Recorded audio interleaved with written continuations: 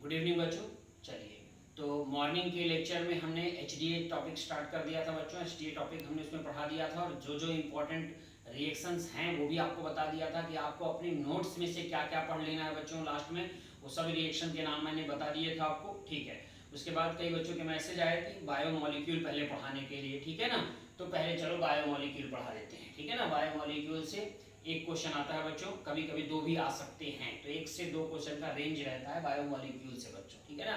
तो चलो बायोमोलिक्यूल्स के पहले बात कर देते हैं। बहुत सिंपल है, नाम में ही है बायोमोलिक्यूल, और बायो तो सबको पढ़ते पढ़ते ही बच्चों आप लोग। तो चलिए, तो बायो बहुत सिंपल है, इसकी बात कर लेते हैं। ग्लूकोज की बात कर लेते हैं, ठीक है। तो ये जितना आपको इस व्हाइट बोर्ड में ब्लैक लिखा हुआ दिखाई दे रहा है, सब ग्लूकोज की रिएक्शन है बच्चों, ठीक है। एक क्वेश्चन यहाँ से, एक क्वेश्चन है, लिख देता हूँ बच्चों, वन क्वेश्चन, ठीक है ना। ओके, चाहे नीट हो और चाहे जेई हो बच्चों, ठीक है ना। ओके, तो नीट वालों के लिए भी है और जेई वालों के लिए भी है, ठीक है ना, दोनों के लिए। मोस्ट ऑफ द टाइम एक क्वेश्चन यहाँ से फिक्स रहता है बच्चों, ग्लूकोज की रिएक्शन से, ठीक है।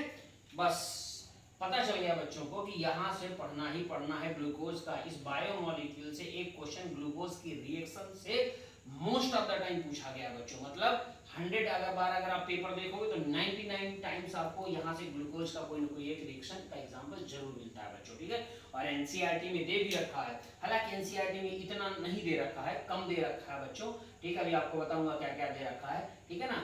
बट आपको एक दो एक्स्ट्रा भी जान लेना चाहिए, इसलिए मैंने जो जो पॉसिबिलिटी है ग्लूकोज की रिएक्शन, ठीक है, वो सब की हमने यहाँ पे बात कर ली है बच्चों, ठीक है ना। और ये इंपॉर्टेंट है, इसलिए यहाँ से एक दो एक्स्ट्रा भी पूछा जा सकता है, ठीक है ना। हालांकि जो एक्स्ट्रा एक दो रिएक्शन लिखी है बच्चों वो एल्डिहाइड चैप्टर में है ऑलरेडी, बट मैंने यहीं पर मेंशन कर दिया ताकि आपके माइंड में क्वेश्चन क्लियर हो जाए कि क्वेश्चन क्या पूछ सकता है एग्जामिनर ग्लूकोज से रिएक्शन से, ठीक है ना। तो चलिए देखते हैं ग्लूकोज का रिएक्शन अगर HI के साथ दे दे, ये रेड फास्फोरस है बच्चों, रेड फास्फोरस P4 लिखा है, थोड़ा ऊपर कर देना कैमरा, है ना। HI के साथ या रेड फास्फोरस उसके साथ रहेगा बच्चों, रिएक्शन दे देगा तो क्या टिक करने का, नॉर्मल हेक्सेन बनता है बच्चों, नॉर्मल हेक्सेन बन जाता है। मतलब ग्लूकोज नॉर्मल हेक्सेन में कन्वर्ट होता है, साथ में 2 आयोडोहेक्सेन भी बनता है। बट ये वाला एग्जामिनर बहुत कम पूछता है, ये नहीं पूछता है, ऑप्शन में नहीं देता, अक्सर यही पूछता है बच्चों, ठीक है। नॉर्मल हेक्सेन एनसीईआरटी में ये दे भी रखा है, यही दे रखा है सिर्फ, ठीक है ना। ओके, तो बनता साथ में ये भी है, बट इसके बारे में पूछता नहीं एग्जामिनर, अक्सर ये पूछता है नॉर्मल हेक्सेन, ठीक है ना। तो HI देखते ही ग्लूकोज के साथ रिएक्शन क्या टिक करने का, नॉर्मल हेक्सेन टिक करने का, ठीक है ना।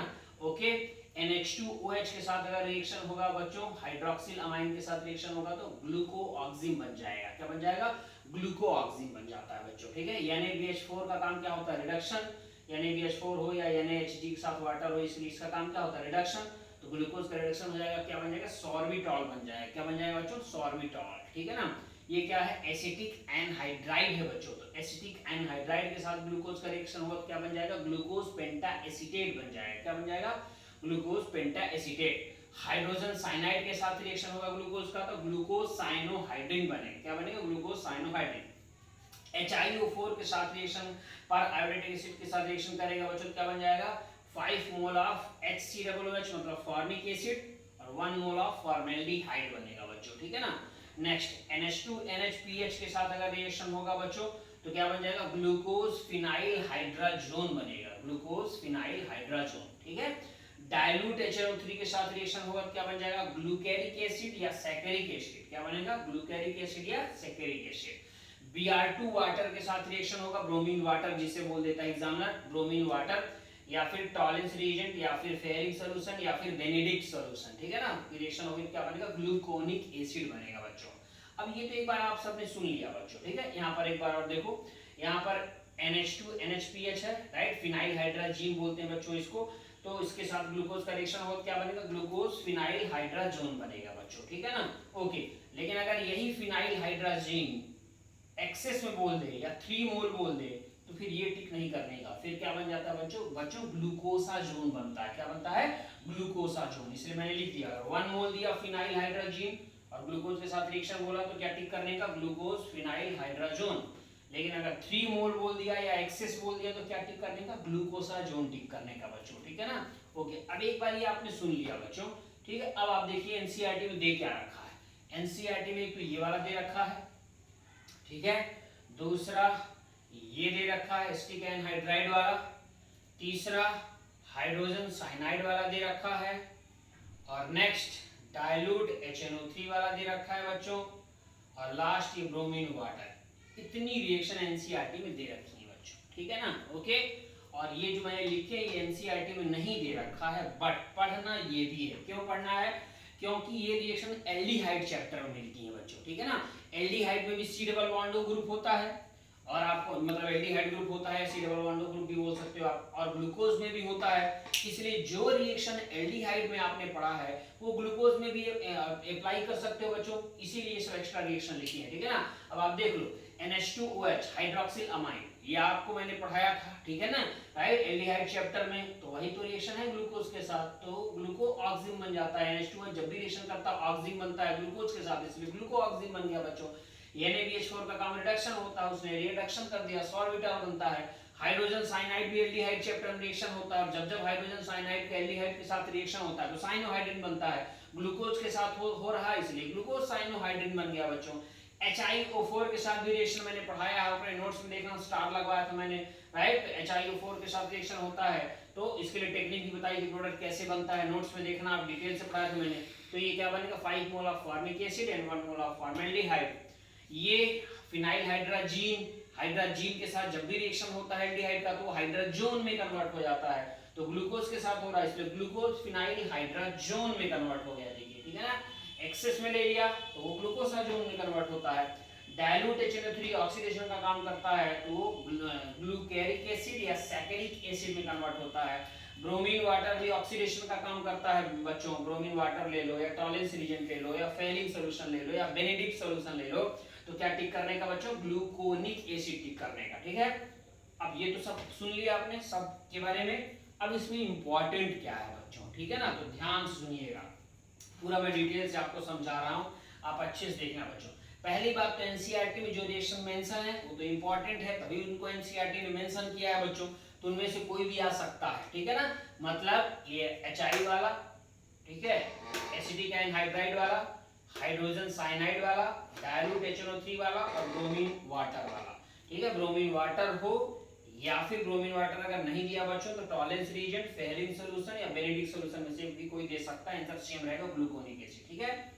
ओके, ये एनसीईआरटी मेंशन, मतलब इन पर आपको फोकस करना है। अब इनमें से सबसे ज्यादा क्या इंपॉर्टेंट है बच्चों, ये भी बच्चे को पता होना चाहिए। क्यों? क्योंकि अगर नहीं पता होगा तो क्या होगा, वो सबको बराबर देखेगा, सबको बराबर देख करके जाएगा, तो उसका उस पॉइंट पे फोकस कम रहेगा जिस पॉइंट पे फोकस ज्यादा रहना चाहिए, जिससे पेपर में देख के खटाखट टिक हो। और ऐसा तभी होता है जब ये बच्चों को मालूम हो क्या क्या इंपॉर्टेंट है, तो वो अच्छे से उस पॉइंट को पढ़ के जाता है। और यही लास्ट में वीडी कैप्सूल का मतलब भी यही बच्चों, वीडी कैप्सूल का मेन मतलब ये कि बच्चों को ये पता चलना कि किस चैप्टर से क्या इंपॉर्टेंट है, किस पे हमें ज्यादा फोकस करके, किसे हमें अच्छे से रिवाइज करके एग्जाम हॉल में जाना है, ताकि मार्क्स अच्छे आए। ये है वीडी कैप्सूल का मेन मतलब बच्चों, ठीक है ना। तो चलिए अब देखिएगा, इसमें सबसे ज्यादा इंपॉर्टेंट क्या है बच्चों, सबसे ज्यादा इंपॉर्टेंट है ये दो रिएक्शन, एक डाइल्यूट HNO3 वाला मतलब ये, और दूसरा ब्रोमीन वाटर वाला, ये दो सबसे ज्यादा इंपॉर्टेंट हैं, मतलब इन्हें तो आपको मिस करना ही नहीं है, ठीक है ना। ओके, एनसीईआरटी में ये और ये दोनों सिर्फ इतना दे रखा है, इनमें से कोई भी एग्जामिनर दे सकता है, ध्यान सुनिएगा मेरा पॉइंट, इनमें से 1 2 3 4 5 इनमें से कोई भी एग्जामिनर आपसे पूछ सकता है, बट सबसे ज्यादा इंपॉर्टेंट क्या है, डाइल्यूट HNO3 और ब्रोमीन वाटर वाला, मोस्ट ऑफ द टाइम ये दोनों पूछे जाते हैं। डाइल्यूट HNO3 में क्या टिक करने का, ग्लूकेरिक एसिड या सैकरिक एसिड, और ब्रोमीन वाटर या फिर टॉलेंस रिएजेंट या फेलिंग सॉल्यूशन या फिर बेनेडिक्ट में से किसी के साथ भी कराओ तो क्या बनेगा, gluconic acid. Most of the time इन्हीं दोनों में से क्वेश्चन आता है, ठीक है। अब जाके आप इसके रिएक्शन में बच्चों परफेक्ट हो गए, अब जब क्वेश्चन आएगा तो आप गड़बड़ नहीं करोगे, ठीक है ना, याद रखिएगा। हाँ, इनके स्ट्रक्चर की अगर बात करें तो आप एनसीईआरटी में देख सकते हो बच्चों, ठीक है ना, इसलिए मैंने इसे चार्ट के फॉर्म में पढ़ा दिया, राइट। ये सब एनसीईआरटी में दे रखे हैं, आप इनका देख सकते हो। बात रही कि NH2OH की, तो जो मैंने आपको एल्डिहाइड चैप्टर में पढ़ाया है, ग्लूकोज में ऑक्सिन कर देना है बस, ठीक है ना, हाइड्रोजन साइनाइड में ले जाके साइनाइड को अटैच कर देना है तो साइनोहाइड्रिन बन जाता है, ये कुछ एक्स्ट्रा नहीं है, ठीक है ना, बस आपको इसी फॉर्म में पढ़ना है, इसलिए इसी फॉर्म में मैंने पढ़ाया है। इनके स्ट्रक्चर अगर आपको देखना है, डाइल्यूट HNO3 या ब्रोमीन वाटर साथ ग्लूकोनिक एसिड, सैकरिक एसिड का बच्चों, या हाइड्रोजन साइनाइड में इसका या इसका या इनका, तो आप इनके स्ट्रक्चर के लिए एनसीईआरटी में देख लीजिए, स्ट्रक्चर बने हुए, ठीक है। बट पढ़ना आपको ऐसे ही है, माइंड में आपको ऐसे ही रखना है, क्योंकि क्वेश्चन ऐसे ही पूछे जाते हैं, इसीलिए आपको मैंने भी ऐसे ही पढ़ाया है, ठीक है ना। ओके चलिए नेक्स्ट पॉइंट की तरफ मूव करते हैं। ओके तो नेक्स्ट पॉइंट है बच्चों, glucose does not react, glucose does not react with NH3, NaHSO3 and सिर्फ रिएजेंट, ठीक है, सिर्फ रिएजेंट। इससे क्या पता चला अपने को कि ग्लूकोज में एब्सेंस ऑफ CHO ग्रुप है, मतलब CHO ग्रुप नहीं होता है, ठीक है। अब आप कहोगे सर ग्लूकोज में तो CHO ग्रुप होता है, ये ठीक CHO एल्डिहाइड ग्रुप है, ठीक है ना, लेकिन फिर ये ग्लूकोज CHO ग्रुप है, एल्डिहाइड ग्रुप है, फिर ये ग्लूकोज क्यों रिएक्ट नहीं करता अमोनिया के साथ, मतलब NH3 के साथ, NaHSO3 के साथ एंड सिर्फ रिएजेंट के साथ क्यों रिएक्ट नहीं करता? जब एल्डिहाइड है तो रिएक्ट करना चाहिए ना, क्योंकि एल्डिहाइड इन तीनों के साथ रिएक्शन करता है बच्चों, फिर क्यों नहीं रिएक्ट करता? जरा ये देखिए ग्लूकोज का साइक्लिक स्ट्रक्चर, और अब बताइए क्या ग्लूकोज के साइक्लिक स्ट्रक्चर में कहीं भी आपको CHO मतलब एल्डिहाइड ग्रुप दिखाई दे रहा क्या? कहीं भी एल्डिहाइड ग्रुप नहीं है बच्चों, ठीक है ना। इसी वजह से ये ओपन चेन स्ट्रक्चर है ग्लूकोज का, ये साइक्लिक स्ट्रक्चर है ग्लूकोज का बच्चों, ठीक है ना। तो आप क्यों रिएक्ट नहीं कर रहा अभी पता चल गया, इसी वजह से ओपन चेन स्ट्रक्चर से किसमें कन्वर्ट हुआ बच्चों को? रिंग स्ट्रक्चर में कन्वर्ट हुआ। क्यों?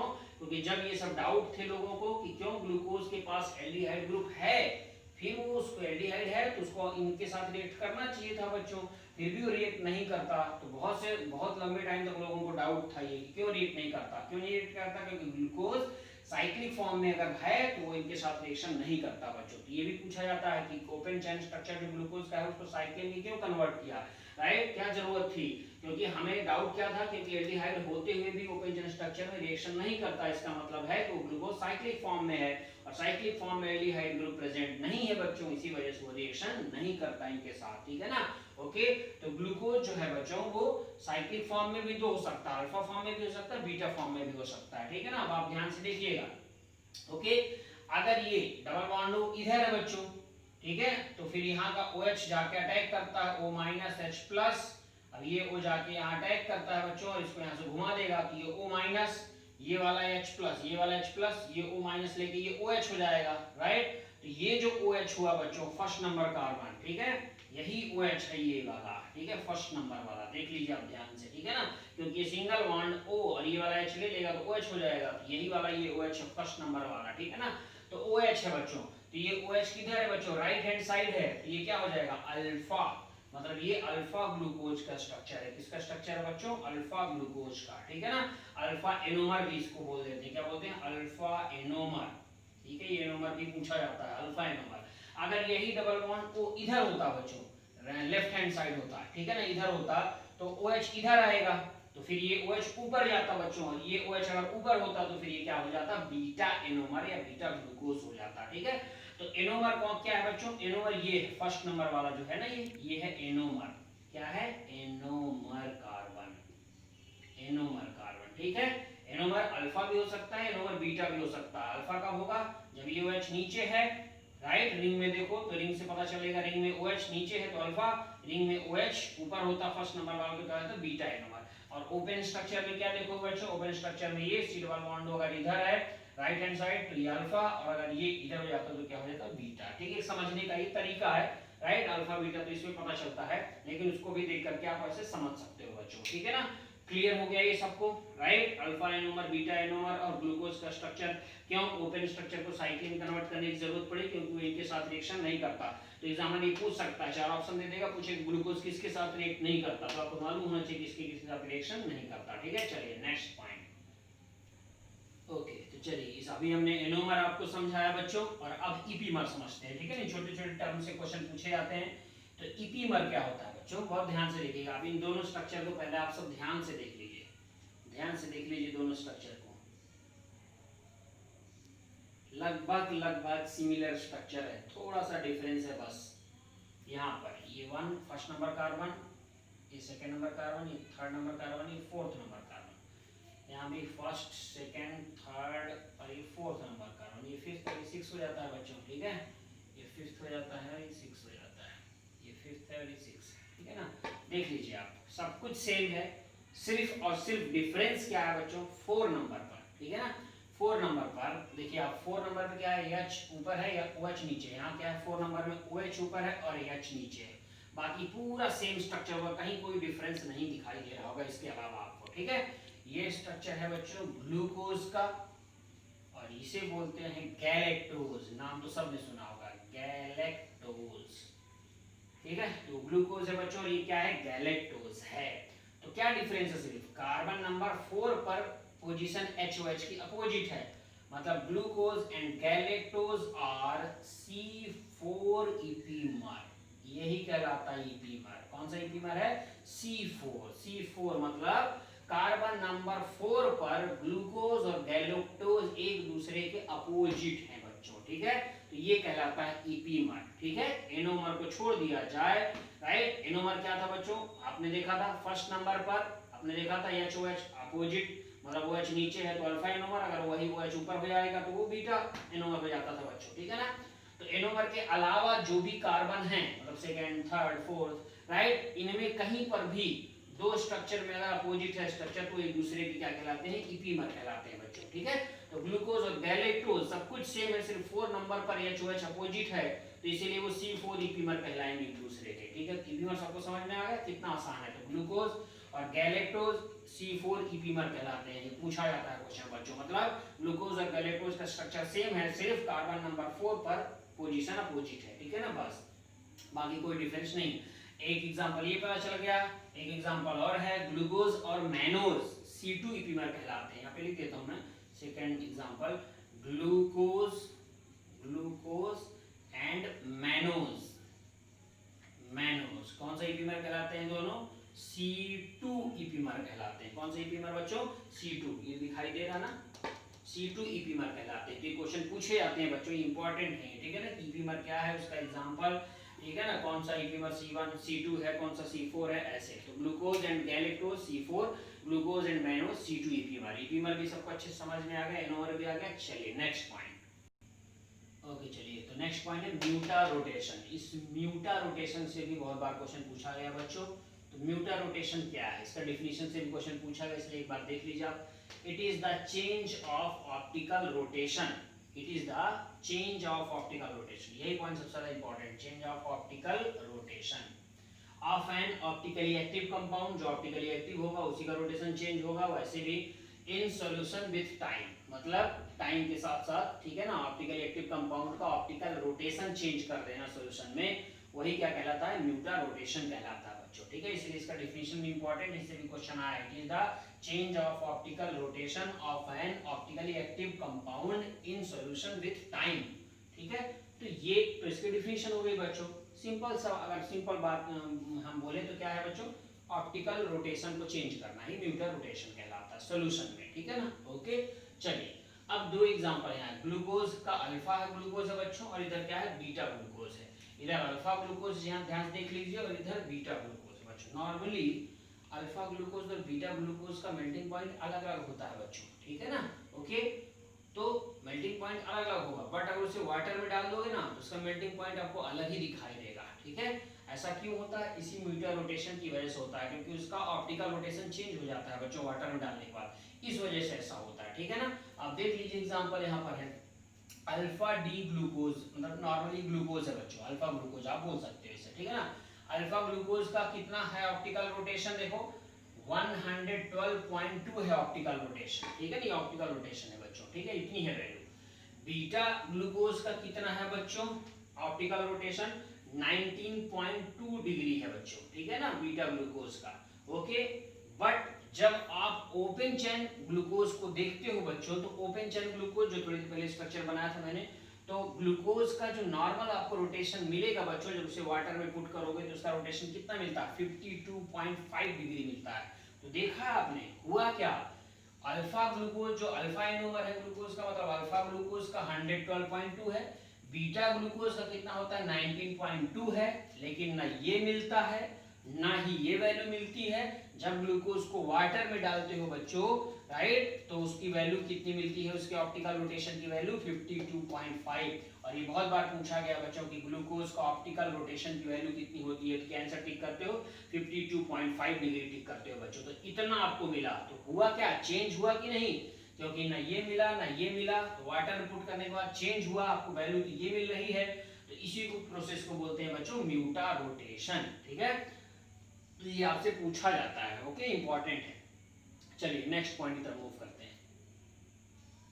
ओके चलिए, तो नेक्स्ट पॉइंट है बच्चों इनवर्ट शुगर की थोड़ी सी बात कर लेते हैं, ठीक है ना। ओके तो ध्यान से देखिएगा, invert sugar does not contain sucrose, पहली इंपॉर्टेंट पॉइंट, ठीक है। यहाँ से बहुत बार क्वेश्चन पूछा गया बच्चों इनवर्ट शुगर से रिलेटेड, इंपॉर्टेंट है, ठीक है ना। Okay, invert sugar does not contain sucrose at all. अब इनवर्ट शुगर है क्या? It is equimolar mixture of alpha D plus glucopyranose and beta D minus fructofuranose. ये कुछ नहीं है, अल्फा डी प्लस ग्लूकोपाइरेनोज मतलब ग्लूकोज की बात कर रहा है। किसकी बात कर रहा है बच्चों? ग्लूकोज, ये ग्लूकोज ही तो है, ठीक है ना। और बीटा डी माइनस फ्रुक्टोफ्यूरेनोज मतलब ये फ्रुक्टोज की बात कर रहा है। किसकी बात कर रहा है? फ्रुक्टोज की बात कर रहा है, ठीक है। ओके, मतलब इनवर्ट शुगर क्या होता है? Equimolar mixture of glucose and fructose, आप बोल सकते हो। रिपीट कर रहा हूं, इनवर्ट शुगर क्या है? इक्विमोलर मिक्सचर मतलब इक्वल मिक्सचर, किसका? ग्लूकोज का और फ्रक्टोज का बच्चों, ठीक है ना। ओके, तो इनवर्ट शुगर क्या है? Equimolar mixture of glucose and fructose है, ठीक है ना। शुगर सुक्रोज नहीं है बच्चों, यहाँ लिखा भी invert sugar does not contain sucrose, ठीक है ना। ओके, कई बच्चे सुक्रोज ही बोल देते हैं। चलिए देखिएगा ध्यान से, इनवर्ट शुगर बोलते क्यों हैं, इस बात पर बहुत बार क्वेश्चन आया गया बच्चों कि क्यों हम इनवर्ट शुगर बोलते हैं बच्चों सुक्रोज को, उसका पीछे रीजन क्या है, क्यों बोल देते हैं हम उसको, जबकि उसको में इनवर्ट शुगर में सुक्रोज नहीं होता, फिर भी क्यों बोल देते हैं, उसका रीजन क्या है बच्चों, ध्यान से देखिएगा आप, ठीक है ना। सुक्रोज किसमें ब्रेक होगा बच्चों? ग्लूकोज और फ्रक्टोज में ब्रेक होगा, ठीक है ना। तो वाटर में पुट करने से पहले उसका कितना वैल्यू है बच्चों? प्लस 90 डिग्री है, ठीक है ना। उसका स्पेसिफिक रोटेशन की वैल्यू कितना है? Plus 90 degree. वाटर में पुट करने के बाद क्या होगा बच्चों? वाटर में पुट करने के बाद वो तो माइनस 19.75 डिग्री हो रहा है बच्चों, ठीक है ना। क्योंकि ग्लूकोज का कितना होता है, अभी थोड़ी पहले बताया था 52.5 प्लस में, फ्रुक्टोज का कितना होता है? माइनस 92 डिग्री, ये सब फिक्स होता है बच्चों, ठीक है। ओके, इसमें आपको कुछ ज्यादा दिमाग लगाने की जरूरत नहीं होता है, ये सब प्रैक्टिकली फाइंड आउट। ग्लूकोज का कितना होता है? प्लस 52.5 डिग्री, और फ्रक्टोज का स्पेसिफिक रोटेशन कितना होता है? Minus 92 degree. ओके, प्लस का मतलब है डेक्स्ट्रो रोटेटरी और माइनस का मतलब होता है लीवो रोटेटरी बच्चों। तो ये सब छोटे छोटे नन्हे पॉइंट्स हैं, अगर आपसे ग्लूकोज पूछे तो डेक्स्ट्रो रोटेटरी, इसलिए प्लस से डिनोट करते हैं। फ्रक्टोज क्या है? लीवो रोटेटरी होता है, इसलिए माइनस से डिनोट करते हैं बच्चों उसको, ठीक है ना। तो सुक्रोज नॉर्मली कैसा होता है?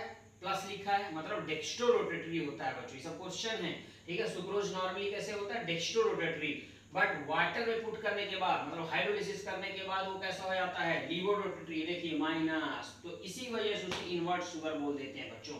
ध्यान से सुनिएगा, अच्छे से सुनिएगा, ठीक है ना। कई बुक्स में क्या लिखा हुआ है? गलत लिखा हुआ है कि सुक्रोज ग्लूकोज और फ्रक्टोज में कन्वर्ट होता है, राइट, इस वजह से उसे क्या बोल देते हैं? इनवर्ट शुगर, ऐसा लिखा है, जबकि ये गलत है बच्चों, ठीक है ना। सुक्रोज को क्यों इनवर्ट शुगर अपन बोल देते हैं, जबकि उसमें सुक्रोज होता ही नहीं बच्चों इनवर्ट शुगर में, यहाँ लिखा गया invert sugar does not contain sucrose, ठीक है ना। फिर क्यों बोल देते हैं, उसका रीजन क्या है कि सुक्रोज कैसा होता है? प्लस, प्लस का मतलब क्या होता है बच्चों? डेक्स्ट्रो रोटेटरी होता है, ठीक है ना, डेक्स्ट्रो रोटेटरी होता है। बट वाटर में पुट करने के बाद वो कैसा हो जाता है? माइनस में कन्वर्ट हो जाता है। इन दोनों का रिजल्टिंग सॉल्यूशन क्या है? माइनस। माइनस मतलब क्या हो गया? लीवो हो गया बच्चों, तो लीवो रोटेटरी हो गया वो, तो साइन उसका अपोजिट हो गया, प्लस से माइनस हो गया।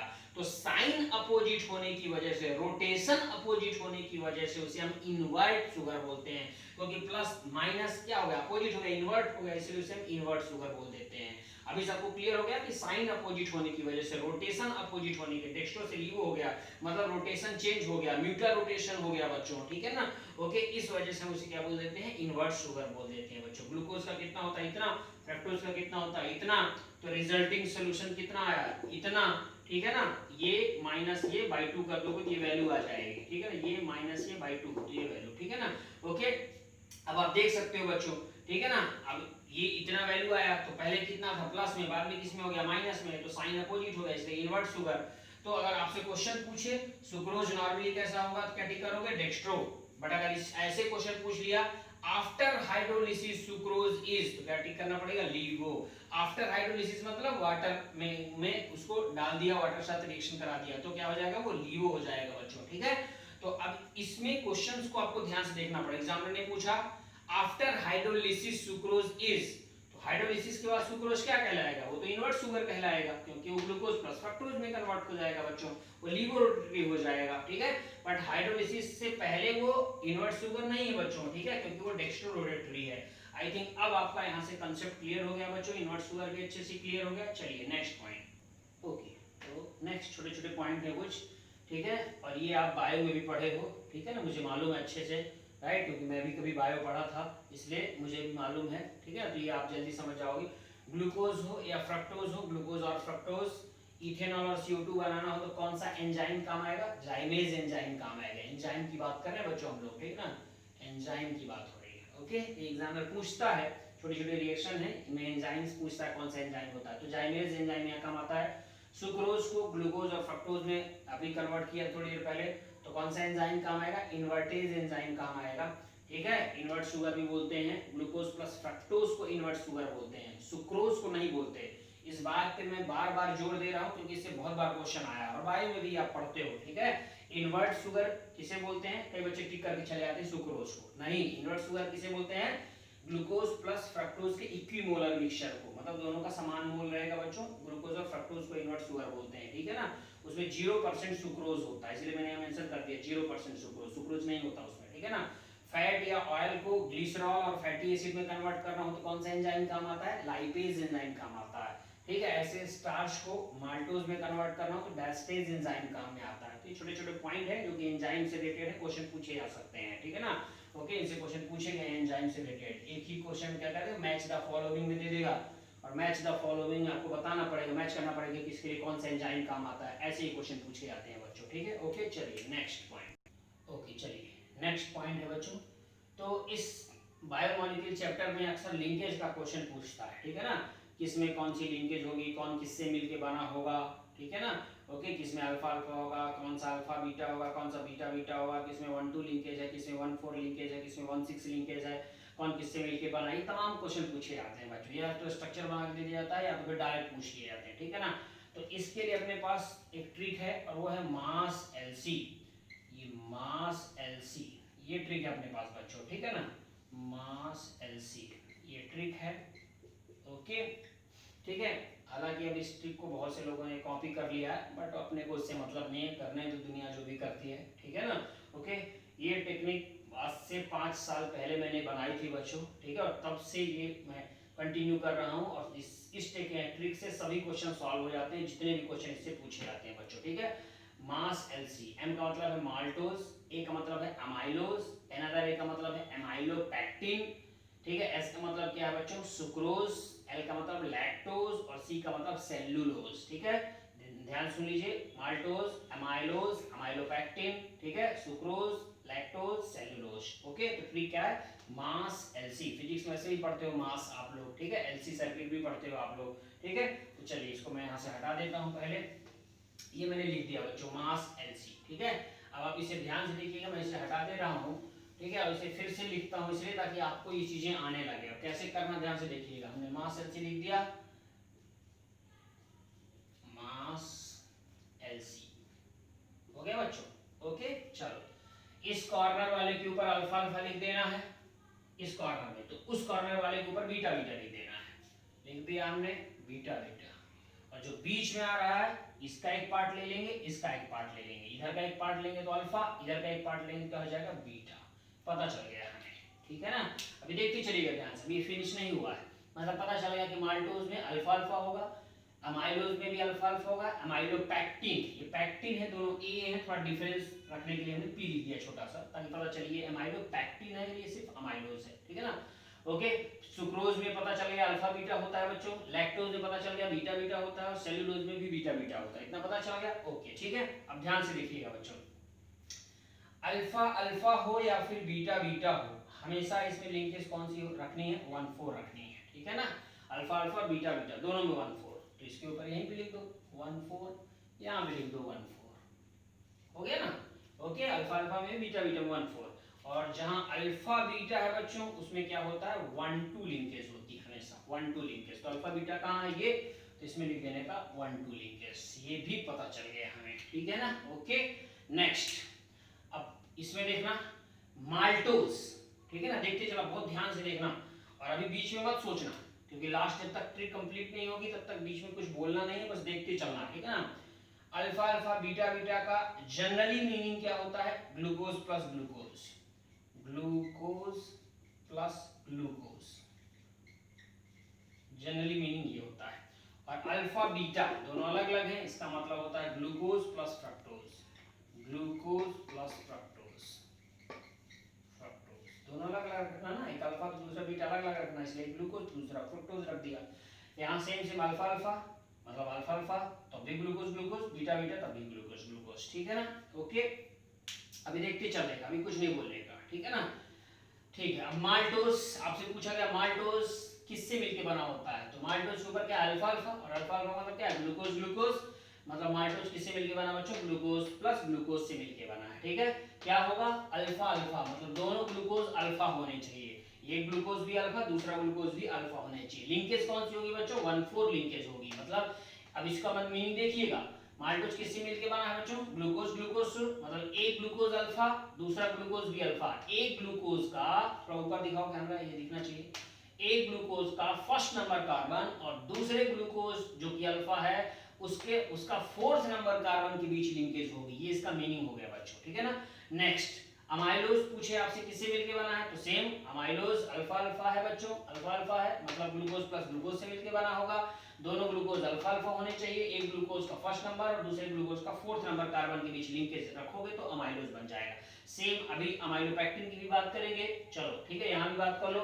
आपसे सेल्यूलोज के बारे में पूछ लिया गया बच्चों, तो सेल्यूलोज के बारे में पूछा गया तो क्या हो जाएगा? Cellulose beta beta, beta beta का भी मतलब क्या होता है? ग्लूकोज प्लस ग्लूकोज से ही मिलके बना होगा। लिंकेज 1,4 मतलब एक ग्लूकोज बीटा होगा, दूसरा ग्लूकोज भी बीटा ही लेना पड़ेगा आपको। एक ग्लूकोज का फर्स्ट नंबर कार्बन दूसरे ग्लूकोज का फोर्थ नंबर कार्बन के बीच लिंकेज रखोगे तो सेल्यूलोज बन जाएगा, ठीक है। सुक्रोज, सुक्रोज में क्या है? अल्फा बीटा, राइट, मतलब एक सुक्रोज किससे मिलके बना? देखिए ग्लूकोज प्लस फ्रक्टोज से, ग्लूकोज प्लस फ्रक्टोज मतलब ग्लूकोज कौन सा लेना पड़ेगा? अल्फा वाला, ठीक है। फ्रक्टोज कौन सा लेना पड़ेगा? बीटा वाला फ्रक्टोज, ठीक है ना। ग्लूकोज का कौन सा number carbon? First number. Fructose का कौन सा number carbon? Second number carbon की बीच लिंकेज होगी तब जाके बनेगा सेल्यूलोज। जैसा लिखा है एज इट इज वैसा ही करने का, तो कभी क्वेश्चन गलत नहीं होगा। थोड़ा सा एक्स्ट्रा इधर उधर कर दो गलत हो जाएगा, ठीक है। अभी सुनते चलना, अभी फिनिश नहीं हुआ, मुझे मालूम अभी डाउट कहाँ हो रहा होगा कुछ कई लोगों के माइंड में, यहाँ हो रहा होगा, सब क्लियर करूंगा, बस देखते चलो। सुक्रोज अल्फा बीटा है बच्चों, इसका मतलब सुक्रोज किससे मिलकर बना है? ग्लूकोज प्लस फ्रक्टोज से। ग्लूकोज क्या होगा? अल्फा, क्योंकि पहले लिखा है। फ्रक्टोज कैसा होगा? बीटा वाला फ्रक्टोज होगा। और दोनों के बीच लिंकेज कौन सी होगी? 1,2 मतलब 1 किसका होगा? 1 पहले लिखा, मतलब ग्लूकोज का फर्स्ट नंबर कार्बन फ्रक्टोज का सेकेंड नंबर कार्बन के बीच लिंकेज रखोगे तो सुक्रोज बनेगा। कभी जिंदगी में आपका क्वेश्चन गलत हो ही नहीं सकता, ये मेरा चैलेंज है बच्चों, ठीक है ना। ये सब क्लियर हुआ। अब 2 पॉइंट एक्स्ट्रा है बच्चों इस पूरी ट्रिक में, 2 पॉइंट एक्स्ट्रा क्या? ध्यान सुनना। अमाइलोपेक्टिन, अमाइलोपेक्टिन में कौन सी लिंकेज है? 1,4, लेकिन इसमें एक एक्स्ट्रा लिंकेज होती है, एक्स्ट्रा लिख दे रहा हूं मैं, एक्स्ट्रा लिंकेज कौन सी होती है? 1,6 भी होती है। मतलब अमाइलोपेक्टिन में 1,4 लिंकेज तो होगी ही होगी, एक एक्स्ट्रा लिंकेज इसमें होती है, वो कौन सी होती है? 1,6। मतलब अगर आपसे आज के बाद कोई पूछे कि अमाइलोपेक्टिन में कौन कौन सी लिंकेज है तो आप क्या बोलोगे? अमाइलोपेक्टिन में 1,4 लिंकेज भी है और 1,6 लिंकेज भी है, बट अमाइलोज में सिर्फ 1,4 लिंकेज है। क्लियर हो गया सबको? और ये अमाइलोज और अमाइलोपेक्टिन ये क्या कहलाते हैं बच्चों? दोनों स्टार्च कहलाते हैं। नाम तो सबने सुना होगा, तो लिख भी देता हूं मैं, चलिए स्टार्च, ठीक है ना। ओके, ठीक है, एक पॉइंट ये एक्स्ट्रा हो गया। दूसरा यहां है बच्चों लैक्टोज, तो लैक्टोज के ऊपर क्या लिखा? बीटा बीटा, बीटा बीटा का मतलब तो ग्लूकोज प्लस ग्लूकोज होता है, बट यहाँ ग्लूकोज प्लस ग्लूकोज ना होकर के यहाँ क्या होता है बच्चों?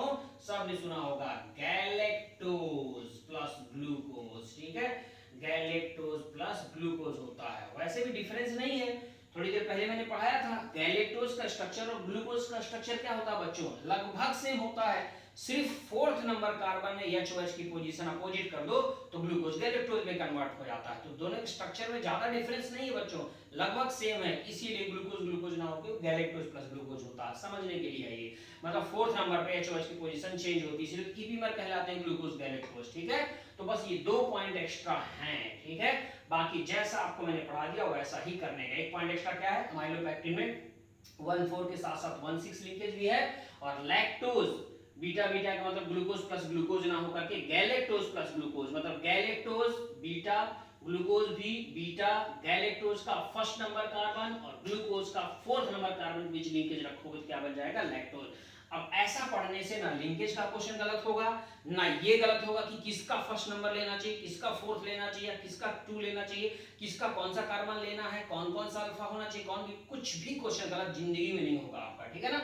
ये पूरी ट्रिक याद रखना है बच्चों। ट्रिक क्या है, मास एलसी, ठीक है, पूरा आपको सब मैंने समझा दिया, ठीक है। अब आप आज के बाद आप क्वेश्चन करो, इससे कभी भी क्वेश्चन आपका गलत नहीं होगा, ठीक है। ये 2 पॉइंट एक्स्ट्रा आपको भूलने का नहीं। ट्रिक का क्या ट्रिक है बच्चों, मास एलसी, ठीक है। कंप्लीट हुआ, राइट। चलो इसके बाद छोटे छोटे नए नए पॉइंट्स है बच्चों, जैसे अमाइनो एसिड वगैरह है, प्रोटीन वगैरह है, ठीक है ना, राइट। स्ट्रक्चर है तो आपने को प्रोटीन वगैरह के बारे में पूछता, primary structure, secondary structure, tertiary structure, quaternary structure, ये सब तो आप बायो में पढ़ते हो, उसलिए उसकी यहाँ पे बात करने की जरूरत है नहीं, वो बायो में आपने पूरा डिटेल से पढ़ रखा है बच्चों, ठीक है ना। ओके, ग्लाइकोसिडिक लिंकेज के बारे में आपने पढ़ा बच्चों, तो ग्लाइकोसिडिक लिंकेज यहाँ पर होती है, जैसे आप माल्टोज की बात करोगे तो माल्टोज किससे मिलकर बना, ग्लूकोज प्लस ग्लूकोज से, तो ग्लूकोज प्लस ग्लूकोज जब 2 ग्लूकोज को मिलाओगे तो उनके बीच जो लिंकेज होगा उसी को ग्लाइकोसिडिक लिंकेज बोलते हैं बच्चों, ये भी आपने बायो में पढ़ा है, इसलिए उसकी हम यहाँ पे बात नहीं कर रहे हैं। इंपॉर्टेंट यही था, इसलिए मैंने इसके बारे में डिटेल से आपको बता दिया। हालांकि ये भी बायो में है, बट ऐसी ट्रिक नहीं है बच्चों, इसलिए बच्चे क्या करते हैं, रटते हैं और भूलते हैं, उस क्वेश्चन को छोड़ के चले जाते हैं, वो ध्यान ही नहीं दे पाते किसका फर्स्ट है, किसका सेकंड है, किसके किसके बीच लिंकेज सही है कि नहीं, ठीक है ना। वो सिर्फ इतना बायो में रट के रखते हैं, माल्टोज किससे बना, ग्लूकोज ग्लूकोज, वो इतना पढ़ के रखते हैं, उन्हें लिंकेज के बारे में केमिस्ट्री ही सिखाती है, ठीक है। तो इस ट्रिक से आपको ये क्वेश्चन कभी भी जिंदगी में गलत नहीं होगा बच्चों, ठीक है। तो चलिए इसके अलावा जो छोटे छोटे पॉइंट्स हैं वो आप एक बार देख लीजिएगा अपने से, ठीक है ना। चलिए बाकी बातें हम कल के लेक्चर में करेंगे, आज के लेक्चर में इतना काफी था, अच्छे से पढ़ते रहिए और मुस्कुराते रहिए और बिंदास रहिए, ठीक है। ओके, थैंक यू बच्चों।